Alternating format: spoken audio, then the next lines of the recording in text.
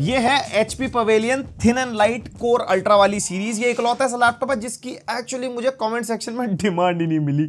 मैं देख रहा था, मैंने कहा चलो इंट्रो रेडी कर लूंगा, 2-4 कमेंट लगा दूंगा लोगों के, बट नहीं, HP से रिलेटेड इतनी ज्यादा डिमांड आती नहीं है, स्पेसिफिकली ये थिन एंड लाइट सेगमेंट है। एंड ये वाला जो लैपटॉप है मेरे किसी नोन ने खरीदा है बिना मेरे से पूछे, तो मैंने कहा सर थोड़ा सा शेयर कर दो हमारे साथ, वीडियो बना लेंगे। और जब मैं इसकी स्क्रिप्ट लिख रहा था स्टूडियो में ना, ये मोटो बुक भी पड़ी थी जो अभी हमने थोड़े दिन पहले रिव्यू करी थी। एंड ये लैपटॉप 66,990 का है एंड ये HP वाला 69,900 का है। मोटो के अंदर इंटेल कोर 5 है, इसमें कोर अल्ट्रा 5 है। मैंने कहा चलो प्रोसेसर भिड़वा लेते हैं, जो पूछते रहते ना भैया क्या डिफरेंस क्या कुछ है, वहां पे भी फायदा हो जाता। एंड वैसे 60-65,000 में अगर थिन एंड लाइट देखते हैं ना भाई, दुनिया भर के आते हैं। ये दोनों स्टूडियो में तो मेरे को लगा चलो बिड़वा देते हैं। एंड आप मेरे को बताना कमेंट सेक्शन में, और जो भी डिमांड रखोगे, मैं सोच रहा हूं थोड़े कंपैरिजंस वगैरह इंक्लूड करना शुरू करूं। देखो अनबॉक्सिंग वगैरह कुछ नहीं कर रहे, दोनों के बॉक्स में लैपटॉप और चार्जर मिल जाता है, दोनों के ही साथ हमारे को 65 वॉट का टाइप सी चार्जर मिल जाएगा। सबसे पहले शुरुआत करते हैं सुंदरता को लेके। एंड यहाँ पे सुंदरता सब्जेक्टिव हो सकती है, तो मेरे केस में मोटोरोला मुझे ज्यादा अट्रैक्टिव लगा, क्योंकि HP की वही ट्रेडिशनल लुक है। ऐसा लगता है कई सालों से इन्होंने अपनी लुक्स पे इतना कुछ ज्यादा काम नहीं किया। आप आंख बंद करो और मन में सोचो HP का लैपटॉप, तो कुछ ऐसी सी इमेज बन के आती है।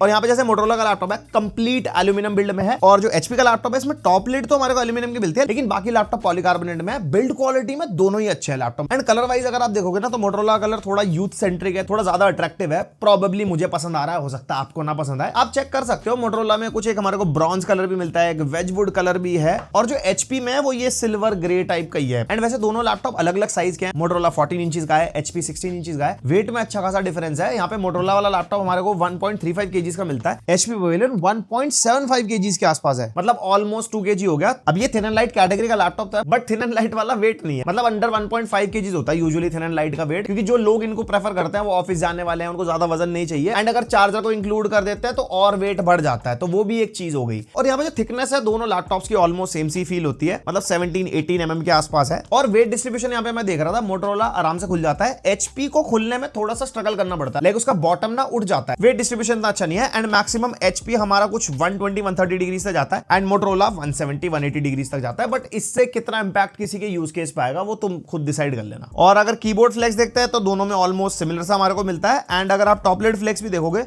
तो HP में थोड़ा सा ज्यादा फील होता है, बट उसका एक रीजन भी है, ये 16 इंचेस है, तो चेसी काफी बड़ी है, तो प्रोबेबली उस वजह से शायद ज्यादा बड़ा है। बट बिल्ड क्वालिटी में आपको दोनों ही डिसअपॉइंट नहीं करने वाले। उसके बाद आते हैं छेद, सॉरी आई मीन पोर्ट्स। यहाँ पे दोनों ही लैपटॉप के अंदर हमारे को 2 USB Type-C 3.2 Gen 1 वाले पोर्ट मिल जाएंगे, जो दोनों ही लैपटॉप के अंदर 65 वॉट PD को सपोर्ट करते हैं, यानी कि जो इनका चार्जर है Type-C वाला, उससे आप चार्ज कर सकते हो। या कोई फोन का चार्जर आपके पास 60-65 वॉट वाला या कम वॉट वाला भी लगाओगे, उससे भी आप लैपटॉप को चार्ज कर सकते हो। बट वो ये लो वॉट वाले चार्जर से आपको फास्ट चार्जिंग स्पीड नहीं मिलेगी, एंड नोटिफिकेशन भी आ जाती है कि आप सही चार्जर यूज नहीं कर रहे हो। और दोनों ही लैपटॉप में जो Type-C पोर्ट है, डिस्प्ले पोर्ट 1.4B को भी सपोर्ट करते हैं, यानी कि आप डिस्प्ले आउटपुट भी ले सकते हो up to 4K 144 hertz. Then दोनों ही लैपटॉप में हमारे को HDMI 2.0 का पोर्ट मिल जाता है, यानी कि अप टू 4K 60 तक आउटपुट ले सकते हो। और दोनों ही लैपटॉप में Type-A पोर्ट मिल जाएगा, USB 3.2 Gen 1 वाला, जिसमें मोटो बुक में एक Type-A पोर्ट ऑलवेज ऑन वाला है, यानी कि अगर आपका लैपटॉप ऑफ भी है, उसके थ्रू आपको वॉच, TWS या कुछ भी चार्ज करना है वो आप कर सकते हो। HP में वो नहीं है। और दोनों ही लैपटॉप में हेडफोन माइक जैक का कॉम्बो मिल जाता है। एक जगह मोटोरोला यहाँ पे जीत जाता है, वो है माइक्रो SD कार्ड का स्लॉट, जो आज की डेट में मेरे हिसाब से हर एक थिन एंड लाइट लैपटॉप में होना ही होना चाहिए, क्योंकि लोग स्टोरेज वगैरह एक्सपैंड कराते हैं, M.2 SSDs बहुत महंगी आती है। एंड जिन लोगों को ये लैपटॉप टारगेट करते हैं ना, वो लोगों के पास डेटा बहुत सारा होता है, बहुत सारी चीजें वो स्टोर करके रखते हैं अपने लैपटॉप में। एंड SSD में आप पैसे ना खर्च के 1 TB 2 TB तक के SD कार्ड ले सकते हो, जो आप नॉर्मली लैपटॉप में लगा के अपनी स्टोरेज एक्सपैंड कर सकते हो। वहां पे मोटोरोला पॉइंट लेके जाता है। देन आता है कीबोर्ड। यहाँ पे HP 16 इंचेस वाला लैपटॉप है, तो फुल साइज का कीबोर्ड मिलता है, और हमारा मोटो बुक 14 इंचेस वाला है, तो 10 कीलेस कीबोर्ड मिलेगा। तो यहाँ पे HP के लैपटॉप में आपको नम पैड एक्स्ट्रा मिल जाता है, और दोनों में वाइड बैकलाइट मिल जाती है। टाइपिंग एक्सपीरियंस दोनों में ऑलमोस्ट सेम है। एक चीज में मोटो बुक मेरे को यहाँ पे बेटर लगा, इसके अंदर एम्बिएंट सेंसर है फॉर कीबोर्ड लाइटिंग ऑल्सो। आप जैसी लाइटिंग कंडीशन में यूज कर रहे हो, आपकी कीबोर्ड की लाइट एडजस्ट हो जाएगी, जबकि HP में आपको मैनुअली करना पड़ेगा। ये किसके कितना काम आ सकता है वो तुम डिसाइड करो। और दोनों में ट्रैक पैड ऑलमोस्ट सेम ही साइज का है, फुली क्लिकेबल वाला है, चलाने में स्मूथ है, इसमें मेरे को कोई डिफरेंस फील नहीं हुआ। फिर आती है डिस्प्ले, जहां पे बहुत बड़ा डिफरेंस फील हुआ। देखो एक तो स्क्रीन साइज का डिफरेंस है, 16 इंचेस है HP वाला, 14 इंचेस मोटोरोला वाला, लेकिन डिस्प्ले टाइप HP के अंदर IPS डिस्प्ले है और मोटोरोला के अंदर OLED डिस्प्ले है भाई। एंड रेजोल्यूशन का डिफरेंस है, मोटो बुक के अंदर हमारे को 2880x1800 यानी कि 2.8 के रेजोल्यूशन मिलता है, लेकिन HP में वही ट्रेडिशनल 1920x1200, बेसिकली 1080p का 16:10 वाला 1200p हो गया, WUXJ display. And refresh rate भाई HP कह रहा भैया हम 60 हर्ट्ज देंगे, मोटो कह रहा भैया 120 हर्ट्ज देंगे। फुल ऑन स्मूथ, ऐसे स्क्रॉलिंग कर रहे हो, 2-4 आइकन तो लैपटॉप के बाहर गिर जा रहे हैं, स्मूथ क्या बोलता हूँ कभी भी।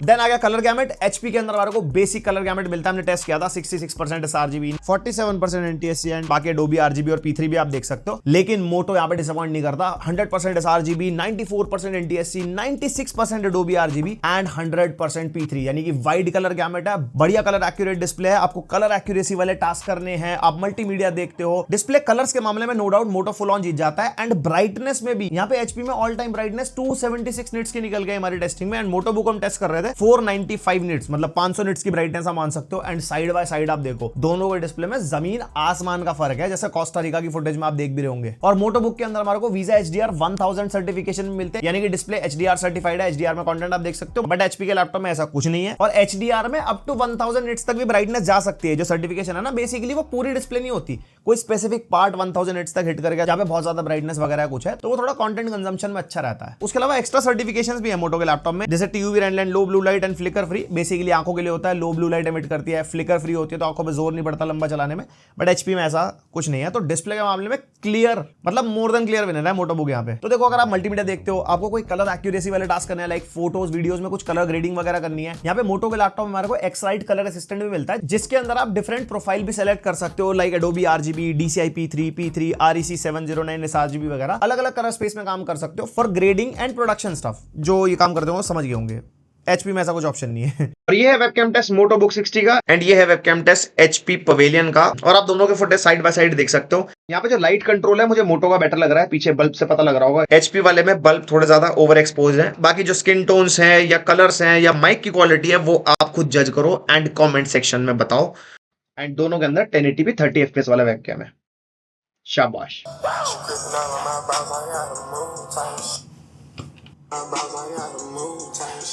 ऑडियो के मामले में एचपी के स्पीकर ज्यादा लाउड फील होते हैं कंपेयर टू मोटो बुक 60। और एचपी पवेलियन में हमारे को DTSX का सपोर्ट मिलता है, एंड मोटो बुक 60 के अंदर हमारे को डॉल्बी एटमॉस का सपोर्ट मिलता है। दोनों बेसिकली सराउंड साउंड टेक्नोलॉजी है, एंड डॉल्बी एटमॉस ज्यादा बेटर है। अगर आप एक्सटर्नली कोई डॉल्बी वाले हेडफोन्स यूज कर रहे हो या डॉल्बी एटमॉस वाला कोई भी surround sound theatre system use कर रहे हो, तो वहां पे आपको पीक आउटपुट मिलेगा। DTSX भी ऐसा कोई बुरा नहीं है, क्योंकि इसके अंदर भी DTSX सपोर्ट वाले जो स्पीकर्स वगैरह होते हैं, उसके अंदर आपको पीक आउटपुट वगैरह मिल पाता है। इनके अपने स्पीकर से इतना कोई डिफरेंस फील नहीं होता। दोनों की वैसे अपनी अपनी एप्लीकेशन है, जिसके अंदर आप डिफरेंट मोड्स वगैरह, डिफरेंट सेटिंग्स भी कर सकते हो for better output on external device. अब कर लेते हैं बातें तकनीकी, जिसमें लोगों को बहुत ज्यादा डाउट है, भैया इंटेल कोर अल्ट्रा सीरीज के लिए जाए या इंटेल कोर सीरीज नहीं आ गई है, या अगर हम फ्यूचर में कोई और कंपैरिजन बनाएंगे तो कोई और प्रोसेसर का अगर कोई माइंड में डाउट हो तो वही बता देना। एंड यहाँ पे दोनों लैपटॉप्स के अंदर प्रोसेसर डिफरेंट है। यहाँ पे मोटो बुक 60 के अंदर हमारे को इंटेल कोर 5 मिलता है 210H, जो हमारा 8 कोर 12 थ्रेड्स वाला प्रोसेसर है। 4 P कोर्स मिलते हैं, 4 E कोर्स मिलते हैं। और जो एचपी पवेलियन है, इसके अंदर हमारे को इंटेल कोर अल्ट्रा 5 मिलता है, जो हमारा 12 कोर्स 14 थ्रेड्स वाला प्रोसेसर है। लेकिन यहाँ पे 2 ही P कोर मिलते हैं, 8 E कोर्स मिलते हैं, 2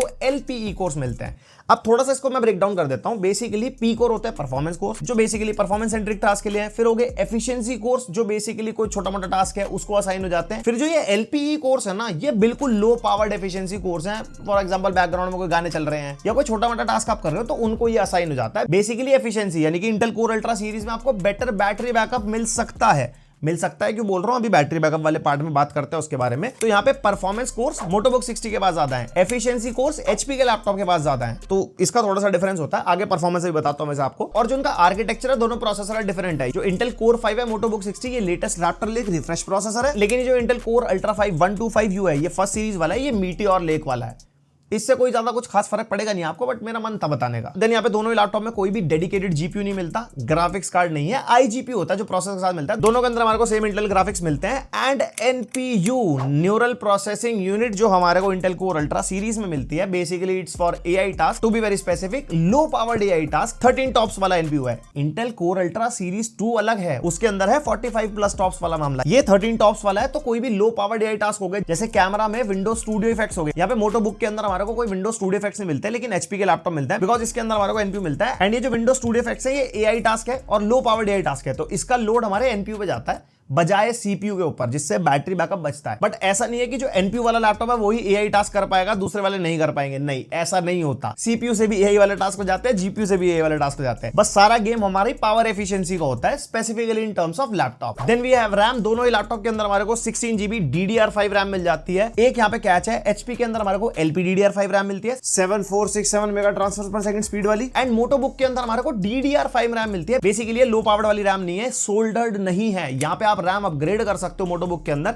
HP के अंदर अपग्रेड नहीं कर पाओगे। 16 GB में लिया है, 16 GB में ही चलाना पड़ेगा फ्यूचर में अगर ज्यादा नीड पड़ती है। ये वैसे इस सेगमेंट में 16 GB इनफ होती है। और यहाँ पे HP पवेलियन में भले ही 7400 मेगा ट्रांसफर पर सेकंड स्पीड हो, बट लेटेंसी जो होती है वो हमारी रिमूवेबल रैम की कम होती है कंपेयर टू रिमूवेबल रैम। और दोनों के अंदर हमारे को 512 GB की Gen 4 M.2 SSD मिलती है। And read and right speed आप देख सकते हो, साफ मोटो की काफी better read and right speed निकल के आ रही है। और एक और चीज स्टोरेज के मामले में मैंने नोटिस करी, HP पवेलियन के अंदर हमारे को सिंगल ही SSD का स्लॉट मिलता है। तो अगर आपको अपग्रेड करनी है तो जो SSD इसमें लगी है उसे निकाल के अप टू 1 TB तक अपग्रेड कर पाओगे। लेकिन मोटोबुक के अंदर हमारे को दो स्लॉट मिलते हैं, एक 2242 जो स्मॉल साइज वाला होता है, 2280 फुल साइज वाला है, और एक स्लॉट यहाँ पे खाली मिलता है। तो आपको स्वैप करने की जरूरत नहीं पड़ेगी, आप वैसे भी अपग्रेड कर पाओगे इन केस अगर जरूरत पड़ती है। मोर ओवर SD कार्ड का स्लॉट भी है तो उसमें एक्सटर्नली भी अपग्रेड कर सकते हो। वो सारी चीजों में इसलिए तो नहीं डिमांड आती है कमेंट सेक्शन में, जनता ज्यादा समझदार है। और कनेक्टिविटी में भी यहाँ पे मोटोबुक हमारे को बेटर मिलती है, latest Wi-Fi 7 and Bluetooth version 5.4, जिसमें HP में Wi-Fi 6 एंड ब्लूटूथ वर्जन 5.3 मिलती है। अभी तो ये कनेक्टिविटीज इतनी मार्केट में नहीं है, बट फ्यूचर प्रूफ हो गया। Wi-Fi 7 जब इंडिया में आएगा, ब्लूटूथ 5.4 वाली जो डिवाइसेज होंगी उस केस में मोटोबुक हमारी फ्यूचर प्रूफ है। HP में भी जो Wi-Fi 6 और ब्लूटूथ वर्जन 5.3 है उसमें भी कोई दिक्कत नहीं है, यूजुअली अभी हम उसी पे ही चल रहे हैं। और दोनों के अंदर हमारे को MS ऑफिस मिलता है। यहाँ पे HP के अंदर 2021 है और मोटोबुक के अंदर 2024 है, कुछ ज्यादा खास डिफरेंस नहीं है, काम सेम ही कर पाएंगे। एंड दोनों के अंदर हमारे को 3 मंथ्स का Xbox गेम पास भी मिलता है। अब कर लेते हैं परफॉर्मेंस वाली बात बाय सिंथेटिक बेंचमार्क। सबसे पहले Cinebench R24 देखो आप, यहाँ पे हमारा मोटोबुक बेटर परफॉर्म कर रहा है इन terms of single core and multi core. Similarly अगर Cinebench R23 में देखोगे तब भी हमारे को बेटर परफॉर्मेंस मिल रही है। Geekbench 6 में भी आप देख सकते हो बेटर परफॉर्मेंस है। OpenCL जो हमारा GPU के लिए होता है उसके अंदर HP पवेलियन बेटर स्कोर दे रहा था। वैसे GPU के लिए मैंने गेम टेस्ट भी करे, उससे थोड़ा और आइडिया लग पाता है। एंड AI की परफॉर्मेंस के लिए Geekbench AI किया, उसके अंदर भी आप देख सकते हो यहाँ पे मोटोबुक के अंदर जो Intel Core 5 है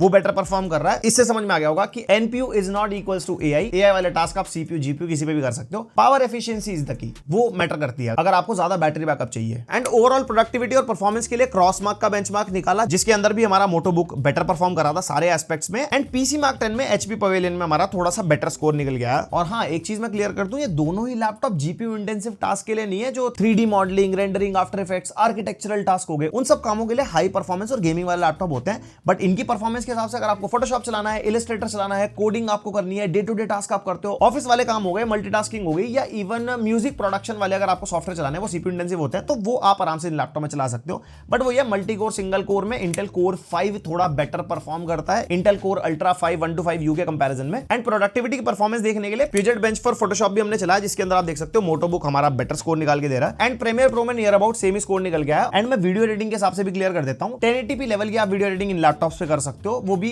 2-3 लेयर्स वाली, ज्यादा नहीं 4K फुटेज वगैरह, या ज्यादा बड़ा प्रोजेक्ट होगा उस सब टास्क के लिए ये वाले लैपटॉप्स नहीं होते। और इतना परफॉर्मेंस हो गई तो थोड़ा गेम टेस्ट भी देख लेते हैं, जिसमें सबसे पहले Valorant। एंड यहाँ पे एक चीज आप नोटिस करना कि जो मोटोबुक 60 है उसके अंदर हमारे को Raptor Lake रिफ्रेश वाला प्रोसेसर मिलता है, वो ज्यादा पावर ड्रॉ कर पाता है। तो यहाँ पे हमारा 45-50 वॉट तक पावर ड्रॉ हो रही है। एंड डेफिनेटली HP के कंपैरिजन में हमारे को FPS भी ज्यादा मिल रहे हैं। HP के अंदर U सीरीज का प्रोसेसर है, वो 20 वॉट तक ही जा पाता है, तो यहाँ पे Valorant में ज्यादा FPS मिल रहे हैं। सिमिलरली अगर आप CS2 में देखोगे तो CS2 में भी मोटोबुक जो है हमारा वो एवरेज 60-70 FPS निकाल पाता है, और इसके 120 हर्ट्ज वाली डिस्प्ले भी है, तो उसके अंदर आपको एक्स्ट्रा रिफ्रेश रेट का फायदा भी होगा। एंड फिर हमने GTA 5 टेस्ट किया, इसके अंदर हमारे को कुछ मेजर डिफरेंस मिला नहीं, दोनों के अंदर हमारे को 60-70 FPS के आसपास ही मिल रहे थे दोनों सिनेरियोज में। तो वैसे तो दोनों गेमिंग लैपटॉप्स नहीं है, बट अगर आपको कभी कैजुअल गेमिंग करने का मन बने तो हाँ, आप इस पे कर सकते हो। मोटोबुक आपको बस थोड़ी सी बेटर परफॉर्मेंस निकाल के देगा कंपेयर टू HP। एंड ये एक और चीज, इकोसिस्टम, मैंने मोटोबुक की वीडियो में भी कवर किया था कि हमारे वहां पे इकोसिस्टम वाली बातचीत मिलती है। अगर आपके पास मोटो का फोन, मोटो का लैपटॉप है तो आप यहाँ पे वॉलपेपर सिंक कर सकते हो, यहाँ पे फाइल्स एक्सेस कर सकते हो, ड्रैग एंड ड्रॉप फाइल्स करनी हो, स्मार्ट क्लिपबोर्ड मिल जाता है हमारे को कॉपी पेस्ट करने के लिए टेक्स्ट वगैरह, और शेयर हब के थ्रू आप फाइल्स वगैरह शेयर कर सकते हो। लेकिन HP के अंदर अपना कोई इकोसिस्टम नहीं है। बट ऐसा नहीं है सारी चीजें हम और किसी लैपटॉप पे कर नहीं सकते, कर सकते हैं, बट वो ये एक्स्ट्रा थर्ड पार्टी एप्लीकेशंस वगैरह, थोड़ा दिमाग, थोड़ी एक्स्ट्रा चीज है, हो सब जाता है, जहां चाहे वहां रहा है। देन बैटरी एंड चार्जिंग, दोनों में 65 वॉट टाइप सी चार्जर मिलता है हमारे को। दोनों के अंदर बैटरी वॉट आवर भी ऑलमोस्ट सेम है। मोटोबुक 60 में 60 वॉट आ रहा है, HP पवेलियन में 59 वॉट आ रहा है। और चार्जिंग स्पीड में डिफरेंस है, मोटोबुक 60 1 घंटा 10 मिनट में चार्ज हो जाता है, एंड HP पवेलियन के अंदर 1 hour 35 मिनट्स लगे। और हम टेस्ट करके देख रहे थे, हमारा सिनेरियो वही है, keyboard backlit of, 50% screen brightness, and यहाँ पे यूट्यूब पे वीडियो चल रही थी, स्पीकर की volume 100%, side by side office के टास्क। तो यहाँ पे 6 hours का बैटरी बैकअप मिला हमारे को HP पवेलियन से, एंड 5 hours 30 मिनट्स का बैकअप मिला हमारे को मोटोबुक 60 से। से आधे घंटे का डिफरेंस निकल गया है। Power efficient Intel Core Ultra series है, तो डेफिनेटली वहां से आपको थोड़ा सा बैटरी बैकअप एक्स्ट्रा मिल जाता है, मतलब मेजर कोई इतना डिफरेंस नहीं है। तो ये हो गया पूरा कंपैरिजन एचपी पवेलियन एंड मोटोबुक 60 का। 66,990 में मोटोबुक मिल जाएगा आपको, 69,900 में एचपी पवेलियन मिल जाएगा। एंड एचपी पवेलियन कहीं जगह लैग करता है मेरे हिसाब से। एचपी ना आज भी वो ट्रेडिशनल मेथड में चल रहा है, जिसकी वजह से इनके लैपटॉप्स की डिमांड ना टाइम टू टाइम बहुत कम होती जा रही है। एंड नए ब्रांड्स उसी चीज का फायदा उठा रहे हैं। इतनी सारी चीजें लाइक ओएलईडी डिस्प्ले मिल जाती है, यहाँ पे स्टोरेज अपग्रेडेबल है, रैम अपग्रेडेबल है, डिस्प्ले कलर गैमेट के मामले में भी काफी अच्छी है। और भी साइड पे साइड में आपको बता के चल रहा था, बहुत ही रेयर केस है कि एचपी कहीं से कहीं तक जीत पाया। तो यहाँ पे ज्यादा वैल्यू फॉर मनी मोटोबुक 60 मेरे को लगा। बाकी और किस लैपटॉप से हम कंपेयर कर सकते हैं और लैपटॉप्स कौन सा कंपैरिजन चाहिए मेरे को कमेंट करके बताओ। मैं चाह रहा हूँ थोड़े कंपैरिजन की वीडियो ज्यादा डालूं, थोड़ी ज्यादा वैल्यू ऐड हो जाती है वीडियो के अंदर। बाकी आपके क्या थॉट्स है दोनों लैपटॉप के बारे में मेरे को कमेंट करके बताओ। क्या आप मोटोबुक यूजर हो, क्या आप एचपी पवेलियन यूजर हो? अपने अपने फीडबैक और थॉट्स शेयर कर सकते हो। और ये पूरी वीडियो देखने के बाद तुम्हारे अब क्या थॉट्स हैं लैपटॉप के बारे में वो भी शेयर करो, थोड़ा मेरे लिए भी इंसाइटफुल हो जाएगा, जनता के लिए भी हो जाएगा। बाकी like share subscribe follow comment जो करना वो करो। मिलते हैं नेक्स्ट वीडियो, तक के लिए बाय।